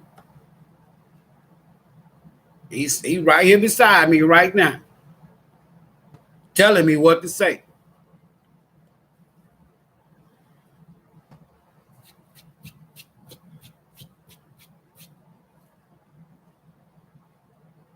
It's going to be a beautiful celebration, folks. Because they counted my Pops out. They counted him out. He made it.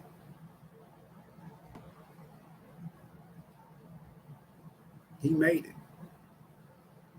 And when I shared some of the photos There is obituary. There's no burial. There's no funeral. We ain't going to no graveyard. Because now he said he know. He said, man, I'm not going to be there. I said, okay, I'm not going to put you there. You don't want me to put you there? No.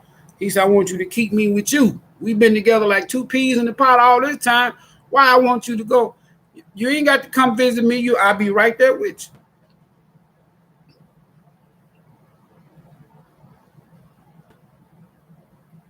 And I says, all right. We're going to have his damn t-shirts. And we're going to have his soul's journey. He loved him some Soul Tribe. I'm going to say this again. He loved watching y'all. He loved y'all comments. He loved anytime I do this here, put something in the bucket. See, this Pops bucket. Anytime I say put something in the bucket, I shake it. He be on the side sometimes. Like that. There you go. So anybody that puts something in the bucket, he's taken care of. All for his celebration, his t-shirt, his photos. We'll all meet up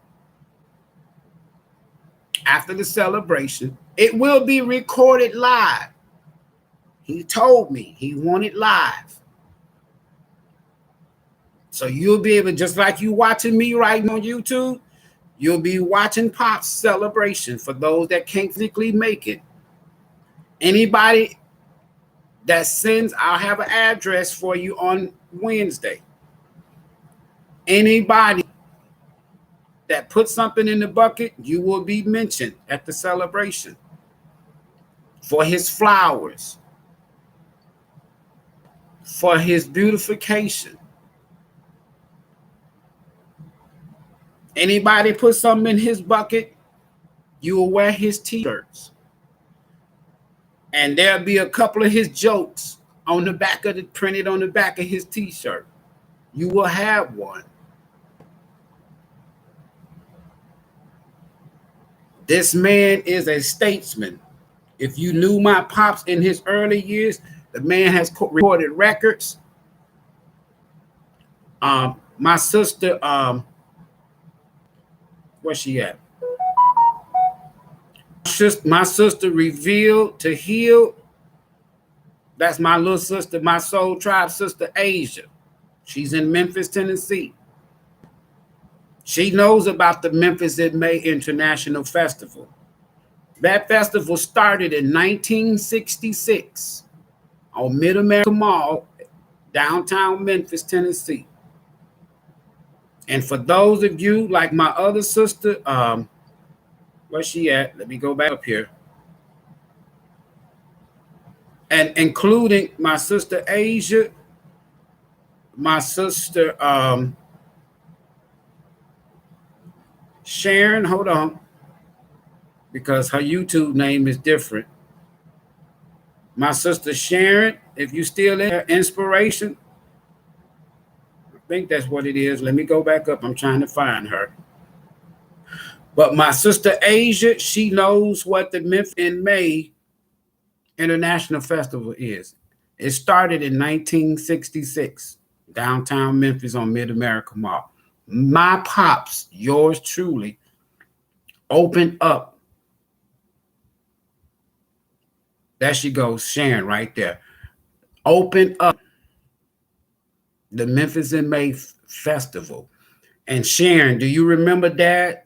And Asia, y'all remember Dad on Facebook? He told y'all this. He sung that song, Stormy Monday. You know who closed that festival? Elvis Presley. You know who else was on that ticket? Isaac Hayes. He opened it up. When I say the man could flat foot sing on his quote unquote dying beds, the nurses come in there to hear him sing, crack jokes, and rub on his body. They would be like, Mr. Ivory, can I just touch him? Can I just rub his body? I need some blessings. If you know, a lot of y'all that read the Bible, you remember when Israel was passing, Jacob, if I'm not mistaken. And in the ancient times, they would have the brothers, the sons, if you will, and then everybody else afterwards.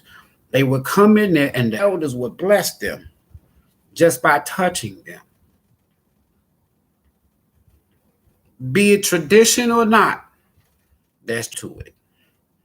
Because we are all energy beings and just exchanging energies. So the weekend of his birthday, his solar return, August the 18th, that's his solar return. They're going to have a birthday celebration at the nursing home. And then that Saturday, we're going to have his memorial celebration. If you want to send a card, you'll have time. And each and every card, whatever you want to say, it'll be read off. If you send anything for his flowers, you will be mentioned. Those that know him and have seen him, especially y'all that have seen him on my phone, if I was talking to you on my phone, there's just a few people. One or two is in his live, right? You will see. And everybody else, especially the soul tribe, he wants y'all to be there. He wants y'all to see. There are some coming as far as soul tribe, not family. Family coming too, but soul tribe coming from Arizona, California, New York, Florida, Georgia, to see Pops, to celebrate with Pops, as if he is their dad, their uncle, or their elder. Pops was a good man, not a perfect man. Nobody's perfect. He said he don't believe perfect. He got it from me. I says, no, Dad, it's called my aunt. He used to wear his uncle. He loved that uncle. And he said, what it mean? I said, it means balance, reciprocity, equal give and take, harmony, eternal life, no death, transformation, spirituality, universal order. It's ancient. We're talking almost 40,000 years before you ever heard of a cross. To Tehuti Ward, Sheshat, the goddess Sheshat, she wore it. They were consortiums, counterparts. They were scribes. They were writers. They wrote on stone. They wrote on tablet. You got your language. You got your math. You got your science. You got your agriculture. You got your architect. All from these ancient beings. These were real people. You might see the ibis on there with long beak. That's representing details. Just like I read to you. First word is detail. Look closer. Inspect.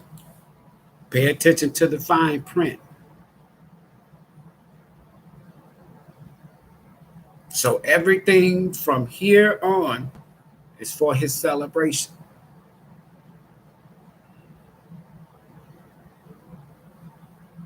And that's why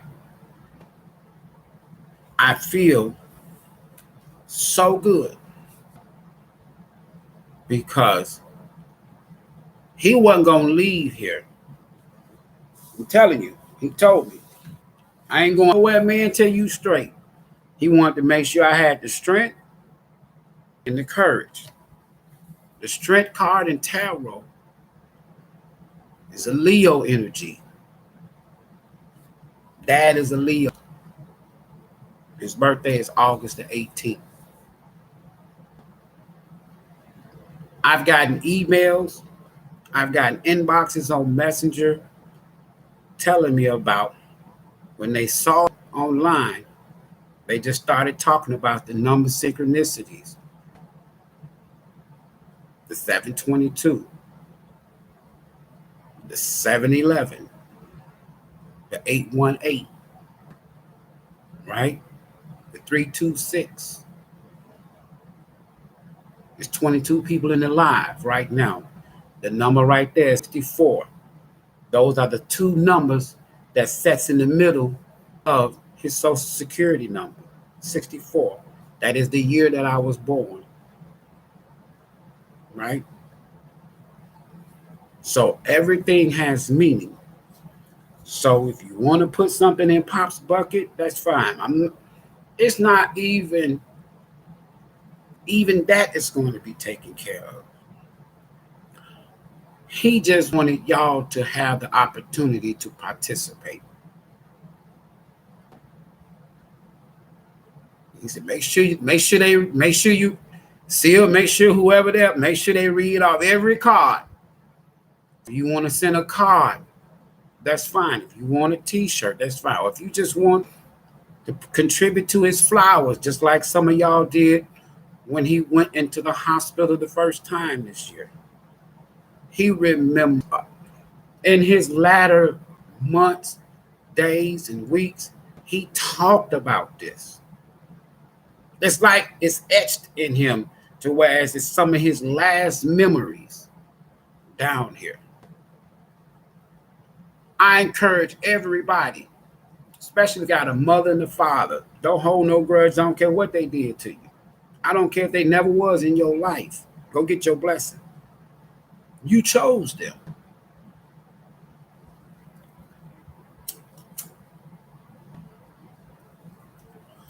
But I would encourage everybody. I wish that everybody can experience this once in their lifetime. Without nobody being in the room where your loved one is that's transitioning, there is a peace, as we used to say, or they say in that book, there is a peace that surpasses all understanding. And in my words now, there is a peace that surpasses all understanding. You are not going to be the same when you watch a beautiful being spiritually transcend to the afterlife. Everybody in the comments, thank y'all for stopping by. Erica, Kiana, TK, what's up, TK? Sharon, Maggie, Queen Empress, Michael, what's up? What's up? Andrea,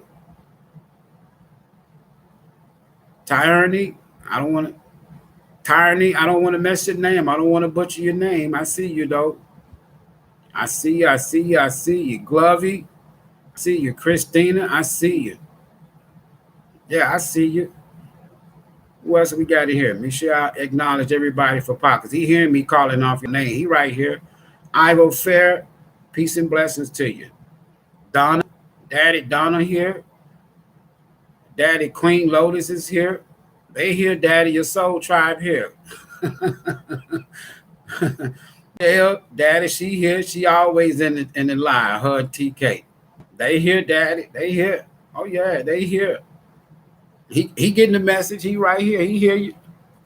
He hear me calling off your name. Right here.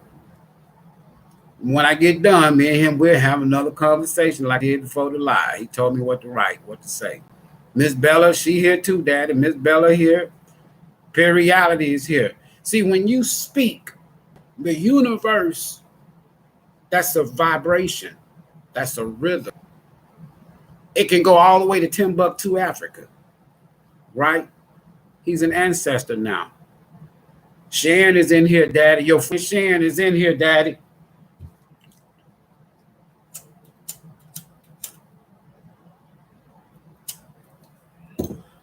Has talked to Pop several times. Susie, she's here, Daddy. Amanda here too, Daddy. Vastella is here, Dad. Who else is here? Michelle Dawson is here, Daddy. Rapid Growth here, Daddy. They all in here. Nikki in here, Daddy. Yeah, they in here. Mary in here too, Daddy. Andrea in here. Donna in here. Monica in here, Daddy. They all up in here. Random Jones is in here too, Pops. Who else in here, Daddy? They here. Marla here. Yeah, Queen Empress is here. They up in here, Daddy. Look at that. They came for you. They came.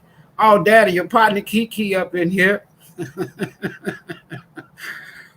Yeah, they up in here. Who else up in here? Let me call all y'all names out so you can hear y'all names. Daddy Jerome up in here. Yep, Sheila up in here, Dad. I don't know if I call her name, but Sheila, she up in here. Who else up in here? If you ain't coming, let me know so I can tell Daddy you here. Marla here, Daddy. Who else here? Who else up in here? They up in here, Pops. They came to see. Daddy Phoenix Rising is in here. Who else up in here? I already said Sharon, your buddy Sharon is up in here. Daddy, her name Infinite Life Conversations, Daddy.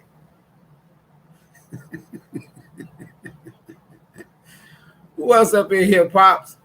They all up in here. They all up in here. All right, y'all. Elaine Curry up in here, Daddy. And in his voice, what a blessing. If he was sitting here right now and said, Dad, look at all these folks up in here. Yeah, you Phoenix Rising up in here, Daddy. All he'll say is, what a blessing. Now he ain't got to say what a blessing. He told me to tell y'all he gonna bless you. He just told me that. Me and Pops telepathically communicate all day, every day. Jennifer B up in here, Daddy. Who else up in here? Vastella up in here, Daddy. Who else up in here? Yeah, they all up in here. So if y'all want to contribute to Pop's homegoing celebration, memorial, we're going to have we're going to have some fun. And then this is not it, because yours truly is establishing something for elderly and children, because those were the two groups of people he talked about all the time, the elderly and children. Daddy, baby girl done popped up. Yeah, you can cash app. It's up at the top. It's right there pinned at the top. Yeah. Dad, I don't know if I said Jennifer B. She up in here too. He got a beautiful ancestor altar that I made for him. I made the ancestor altar for him, altar for him way before he passed. He know what it was too. Daddy, Donna Diamond up in here. Who else before I go? I'm telling you, he hear me. Daddy, Isabel is up in here, Daddy. They all up in here. There they go. There they go. There they go. They up in here. Daddy, they throwing up number hearts. Come and look.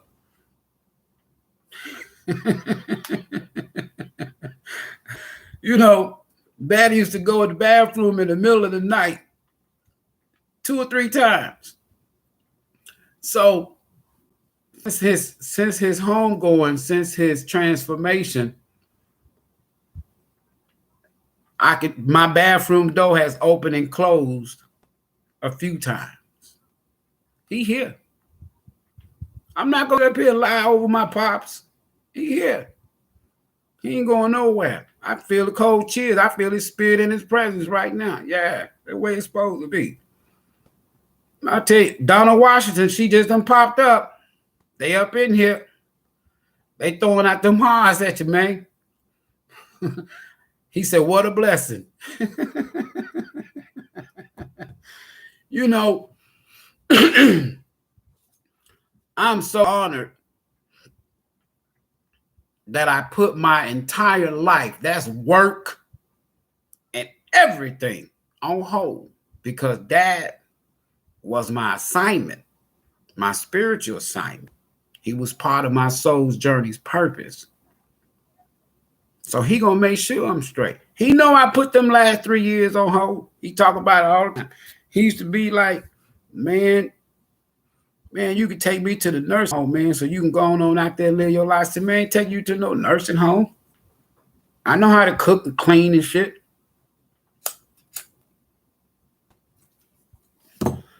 No, you ain't going no nursing home. When he went to the nursing home, it was because of doctor's orders, because there's some other things that was going on that I can't talk about right now. And so his doctor, he didn't want daddy to go to no hospice. He called for the hospice. Get this here, y'all.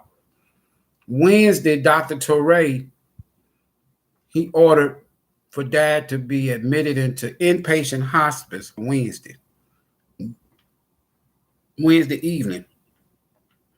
They were supposed to admit him and start hospice care, if you know what that means, on Thursday at 10 a.m. I'm sorry. They were supposed to do that on Friday morning at 10 a.m. His doctor said, I don't want him to leave my sight. He ain't going back to no nursing home. Dad said, what a blessing. He heard him. So he transitioned before he was admitted. He never did make it to hospice. He never made it. And if you knew his situation and his condition, I used to tell him all the time, man, I do not think that I would have courage and the strength to go through what you've been going through.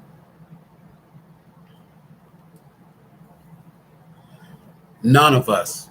A lot of us would have went over here, kicked the bucket, and as they say, gave up the ghost. But man, when I say was strong, all of the doctors, that was at one point in time, his lab tests, they all came back autopsy readings.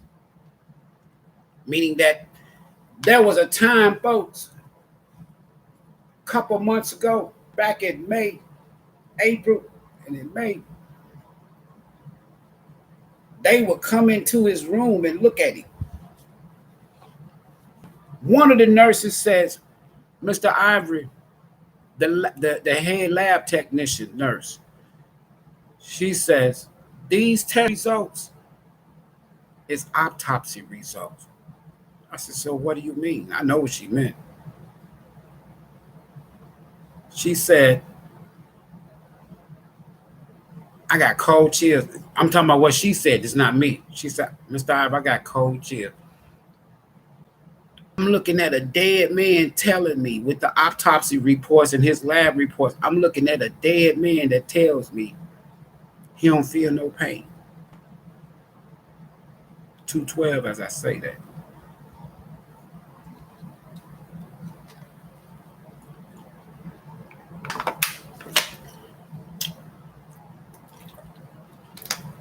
He said, you ain't got to tell them Negroes. They didn't have to give me nowhere to live. He said, I got the universe, and I'm going to tell them where I'm at. I got a place now. I ain't never got to worry about nobody other than you making them straight.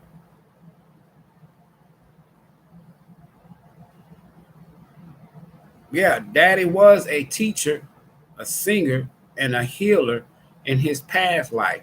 His life path number is number 9. Yeah. He'll be back. He always come back. You come back. All right, y'all. Got to go in here and take care of some things for Pops. He told me make sure I don't forget nothing. Daddy Divine 77 popped in. I had to call her name out. All right. Y'all be straight. I'll probably come back and do another video. What's the day? Sunday.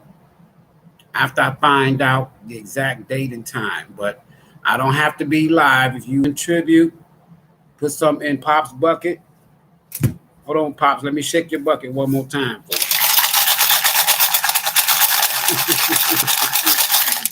You want to put something in his bucket for his celebration, his cards, his T-shirts, his flowers, and his photo. And then that way you'll have his photo. And